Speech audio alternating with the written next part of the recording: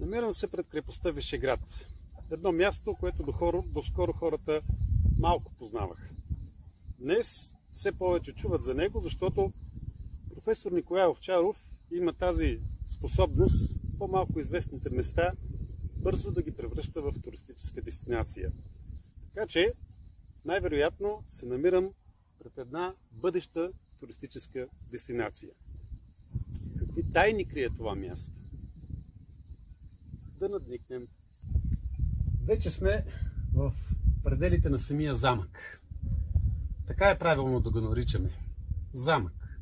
Мащабите му са доста оскъдни, за да бъде крепост, и според археолозите тук се е намирал резиденцията на областните управители на областта Ахридос, както се нарича през средните векове днешната Кърджалийска област. Или, ако трябва да опишем триъгълника на властта, това е резиденцията на местните областни управители.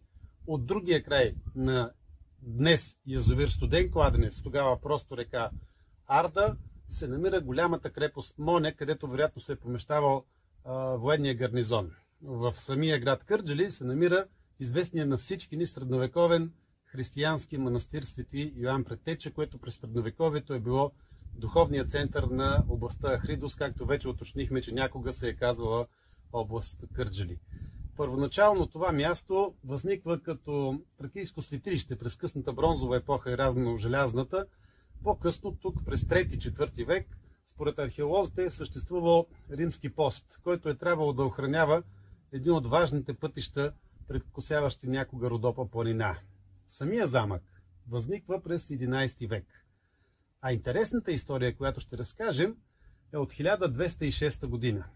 Тогава, за тези, които не знаят, Византийската империя не съществува и на нейно място е новооснованата Латинска империя.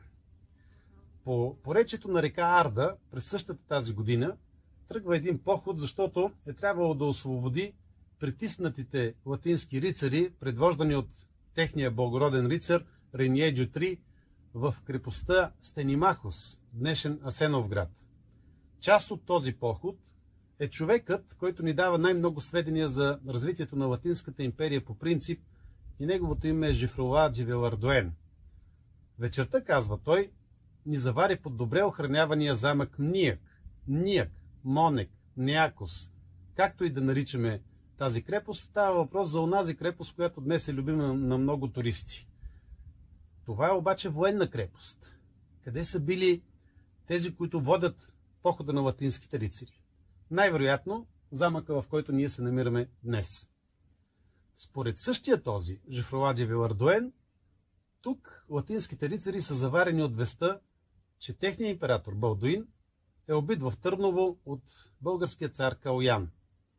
Може би някъде тук, в околностите на замъка Вишеград, се събира баронския съвет, който решава, че следващият император на Латинската империя ще бъде брата на Балдуин, Анри Фландърски, този, който е начало на този поход. Пред мен има парче керамика, вероятно част от съд, в което нещо се е наливало. Защо пък не това да е виното, от което е пил цял латински император? Кой знае? За да добиете представа къде точно се намираме, в момента виждаме нашумелият напоследък мост при село Лисиците. Разбира се, над него се извисява онзи впечатляващ Монек, който всички туристи, качвайки се до там, имат възможност да се наслаждават на прекрасните гледки, които се откриват наоколо. Днес това са водите на язовир Студен кладенец, но някога тук тече славната река Ард. Гледка за императори. Може би. Бил ли е Анри Фландърски някога тук? Днес това е само хипотеза. Ние не знаем. Днес обаче по-важното е, че професор Николай Овчаров вече е стъпил тук.